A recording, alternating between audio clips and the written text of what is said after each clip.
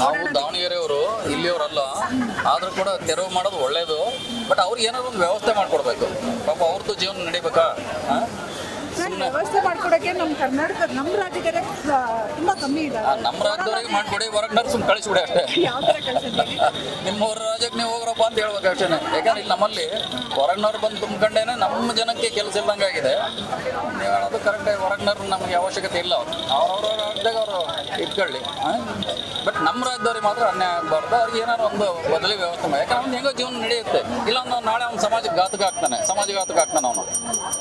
ನಮ್ಮ ದಾವಣಗೆರೆಯಲ್ಲಿ ಇದೇ ಟೈಪೇ ಇದೆ. ಒಂದು ಬಾಪೂಜಿ ಹಾಸ್ಪಿಟಲ್ ಅಂತ ಇದೆ, ಅದರ ಆಪೋಸಿಟ್ಟು ಪೂರ್ತಿ ಅವ್ರದ್ದೇ. ಬಟ್ ಬೇರೆ ದಾರಿನೇ ಇಲ್ಲ. ಸರ್, ಈಗ ಕರ್ನಾಟಕ ಅಂದ್ರೆ ಇವ್ರಿಗೆ ಹೊರ ರಾಜ್ಯದಿಂದ ಬಂದಿರೋರೆಲ್ಲ ತುಂಬಾ ಮಟ್ಟಿಗೆ ಅಂದ್ರೆ ಏನೂ ಇರಲ್ಲ. ಆಮೇಲೆ ನಮ್ಮ ಮೇಲೆ ದೌರ್ಜನ್ಯ ಮಾಡ್ತಾರೆ ಅವರು. ನಮ್ಮವ್ರ ಮೇಲೆ 2 ದಿನ ಸುಮ್ಮನೆ ಇರ್ತಾರೆ, 3ನೇ ದಿನ ಬಾಲ ಬಿಡ್ತಾರೆ.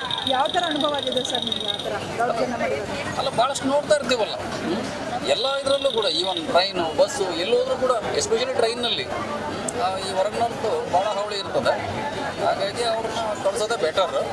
ನಮ್ಮವ್ರಿಗೆ ಏನಾದ್ರು ಒಂದು ವ್ಯವಸ್ಥೆ ಮಾಡ್ಕೊಡ್ಬೇಕು. ಯಾವ ಥರ ವ್ಯವಸ್ಥೆ ಅಂತ ಹೇಳ್ತೀರಾ? ಅವ್ರಿಗೆ ಒಂದು ಜಾಗದಲ್ಲಿ ಅವರಿಗೆ ಇಲ್ಲಿ ಕಾರ್ಪೊರೇಷನಿಂದ ಅಲಾಟ್ ಮಾಡೋ ಒಂದು ಜಾಗದಲ್ಲಿ ನೋಡಪ್ಪ ನಿಮ್ಮ ವ್ಯವಹಾರ ಇಲ್ಲಿ ಮಾಡ್ಕೊಳ್ರಿ, ಆ ಟೈಪ್ ಮಾಡ್ಕೊಡ್ಬೇಕು. ಅವಾಗ ಈ ಟ್ರಾಫಿಕ್ ಸಮಸ್ಯೆ ಕಮ್ಮಿ ಆಗ್ತದೆ. ಯಾಕಂದ್ರೆ ಅಮೂಲ್ಯವಾದ ಜೀವಗಳು ಹೋಗ್ತಾ ಇದ್ದಾವೆ ಈ ಟ್ರಾಫಿಕ್ ಇದರಿಂದ. ಭಾಳ ಜನ ಆಕ್ಸಿಡೆಂಟ್ನಲ್ಲಿ ಸಾಯ್ತಾ ಇದ್ದಾರೆ. ಭಾಳ ಅನ್ಯಾಯ. ಅದ್ರಾಗೂ ಯೂತ್ಸೇ ಹೋಗೋದು. ವಯಸ್ಸಾದವರೆಲ್ಲ ಮನೆಯೊಳಗಿರ್ತಾರೆ, ಯೂತ್ಸು ಗಾಡಿಯಲ್ಲಿ ಬರ್ತಾರೆ. BMTC ಬಸ್ಸಿಗೆ ನೋಡ್ರಿ, ಕಿಲ್ಲರ್ BMTC ಅಂತ ಹೆಸರಿಟ್ಬಿಟ್ಟಿದ್ದಾರೆ.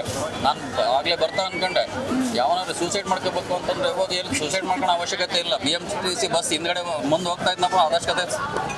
ಸರ್, ಹೆಂಗ್ ಗೊತ್ತಾ, ಅವರು ನಾವು ಸೈಡಲ್ಲಿ ಹೋಗ್ತಿದ್ರು ಬೇಕು ಅಂತ ನಮ್ಮನ್ನ ಓವರ್ಟೇಕ್ ಮಾಡೋದು, ಈ ಥರ ಎಲ್ಲ ಇರುತ್ತೆ. ಏನು ಹೇಳ್ತೀರಾ? ಅದಂತೂ ತುಂಬಾನೇ ಅದು ನಾವು ಬಸ್ನವ್ರಿಗೂ ಬೈಯೋಕ್ಕಾಗಲ್ಲ. ಯಾಕಂದ್ರೆ ಅವ್ನಿಗೆ ಟೈಮ್ ಲಿಮಿಟ್ ಇರುತ್ತೆ. ಅವ್ನಿಗೆ ಇಷ್ಟು ಟೈಮ್ನೊಳಗೆ ರೀಚ್ ಆಗಬೇಕು ಅಂತ ಇರುತ್ತೆ. ಈ ಹೆವಿ ಟ್ರಾಫಿಕಲ್ಲಿ ತಲೆ ಕೆಟ್ಟೋಗಿರುತ್ತೆ ಅವ್ನಿಗೆ, ಡ್ರೈವರ್ಗೆ. ಅವ್ನು ನುಗ್ತಾನೆ, ಅವನು ತಪ್ಪಲ್ಲ. ಬಟ್ ಈ ಜನಸಂಖ್ಯೆ ರೈಸ್ ಆಗಿರೋದೇ ಶಾಪ ಆಗ್ಬಿಟ್ಟಿದೆ ನಮಗೀಗ.